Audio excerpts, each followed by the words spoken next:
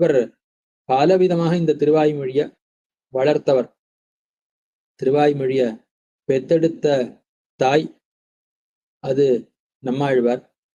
திருவாய்மொழிய வளர்த்த ஒரு தாய், வளர்த்த இதத்தாய்ன்னு சொல்லப்படக்கூடியவர் எம்பெருமானார். ஆனா மாமுனிகளுக்கு பெத்தவர்னோ திருவாய்மொழிய பெத்தவர்னோ திருவாய்மொழிய வளர்த்தவர்னோ திருநாமம் இல்லை. இவருக்கு என்ன திருநாமம்? ஈடு 36,000 பெருக்கர். 36,000 பெருக்கர்னே திருநாமம். திருவாய்மொழி வியாக்கியானத்தை பலவிதமாக பெருக்கினவர்.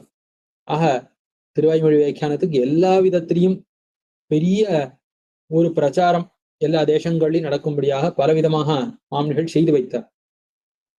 அப்படி இருக்கிறபடியால இவர் அவதரித்த நன்னாள் தான் எல்லா இடங்கள்லையும் நம்மாழ்வாருடைய திருவாய்மொழி சாம்ராஜ்யம் செய்வதற்கு, ஸ்ரீ வைஷ்ணவர்களை ஆழ்வதற்கு, உலகத்தையே திருவாய்மொழி ஆழ்வதற்கு காரணமான ஒரு நன்னாள்.